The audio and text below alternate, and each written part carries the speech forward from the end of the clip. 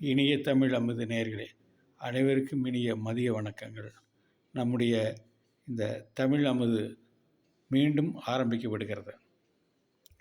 இதிலே முதல் தடவையாக நாம் தெய்வம் நேரில் வந்தது என்ற தலைப்பிலே பேசப் போகிறோம். அதற்கு முன்னாலே அந்த ஊரினுடைய அமைப்பை முதலிலே பார்க்கலாம். இந்த ஊர் ஒரு சிறிய ஒரு கிராமம். இந்த கிராமத்திலே பார்த்தோமானால் சேலத்திலே இருந்து அந்த செருராயன் மலையிலிருந்து தொடங்கி வருகின்ற அந்த திருமணி முத்தாறு என்ற ஒரு ஆறு இந்த ஊரினுடைய கிழப்புறத்திலே ஓடிக்கொண்டிருக்கிறது.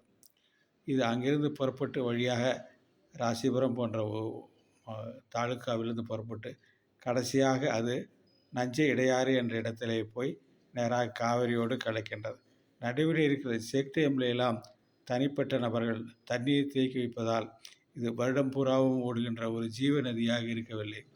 சேலத்தில் அதிகமாக மழை பெய்யும் பொழுது அங்கே இருக்கிற அந்த டிச்சி தண்ணியெல்லாம் அடித்து கொண்டு வேகமாக வந்து அது ஒவ்வொரு ஊரில் பகுதியில் இருக்கக்கூடிய ஒரு சில அந்த ஏரி பகுதிகளை போய் பாய்ந்து அதற்கு பின்னாலே அந்த வாய்க்கால் மூலமாக அது ஆறாக சென்று நஞ்சை இடையாறிலே கலக்கின்றது. இந்த ஊர் பெயர் இலுப்புலி என்று ஒரு பெயர். ஒரு சிறிய கிராமம். இந்த கிராமத்திலே பார்த்தோமேயானால் இங்கே அங்கிருந்து தெற்கு பகுதியிலிருந்து எப்படி ஆறு புறப்பட்டு வருகிறது அப்படி வந்தால் முதலிலே தென்படுகின்ற ஒரு கோயில் ஓங்காளியம்மன் கோயில் என்று சொல்லுவார்கள். அதை தாண்டி ஊருக்குள்ளே வந்துவிட்டால் அந்த இடத்துல முன்னாடி இருப்பது பெரிய மாரியம்மன் கோயில். 10 ஊர்களுக்கும் சேர்ந்த ஒரு கோயில். ஆனால் இந்த கோயிலானது கடந்த 200 வருடங்களாக பண்டிகை போடப்படாமல் அப்படியே இருக்கிறது. இதற்கு எல்லா பகுதியிலே இருப்பவர்களும் அந்த 10 ஊர்க்காரர் ஒன்றாக சேர்ந்து வராத காரணத்தால் அவ்வாறு இருக்கிறது. அது இதனுடைய பின்னாலே பகுதியை பார்த்தால் அழகராஜ தேவராஜ பெருமாள் கோயில் என்ற கோயில் இருக்கிறது. அந்த கோயிலை பார்த்தோமேனால் அங்கே இருக்கிற ஆதிக்க சக்தியாக இருக்கக்கூடிய கவுண்டர்கள் 2 பகுதிக்காரர்களுக்கும், அதாவது செவந்திக்கூட்டம் செல்லங்கூட்டம் என்ற 2 பகுதிக்காரர்களும் அது காணியாட்சி கோயிலாக இருந்தது. அவர்களுக்கு மட்டுமல்ல, மற்றும் அங்கு இருக்கக்கூடிய பல பகுதியைச் சேர்ந்தவர்களுக்கும் அது குலதெய்வமாக இருந்து கொண்டிருக்கிறது.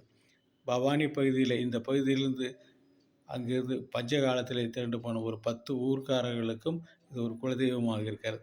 அதே மாதிரி எல்லாம் தாண்டி அங்கே நாமக்கல் பகுதியில் இருக்கக்கூடிய அந்த புதுப்பாளையம் என்ற பகுதியில் இருக்கிறவர்களும் இங்கிருந்து அங்கு குடிப்போனவர்கள், அவர்களுக்கும் அங்கு இந்த குலதெய்வமாக இருக்கிறது.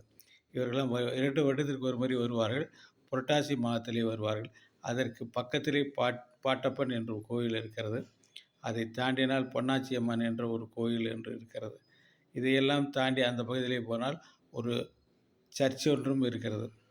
அதற்கு உள்பகுதிக்கு எதிர்ப்பகுதியிலே இருப்பேயானால் அங்கே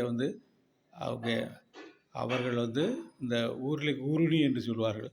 அந்த இருக்கக்கூடிய குளத்தினுடைய பகுதியிலே அந்த மதகளின் தண்ணீரை எடுத்து விடுபவர்கள் அவர்களும் இருக்கிறார்கள். அவர்களும் அந்த தன் பகுதியிலே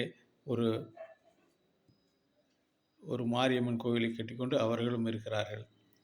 அதே போல் நிறைய வடபகுதியில் சென்றாலும் தென்பகுதியில் சென்றாலும் மேல் பகுதியில் சென்றாலும் அங்கே இருக்கக்கூடிய நிறைய அந்த பிள்ளையார் கோயில் நிறைய இருக்கின்றன.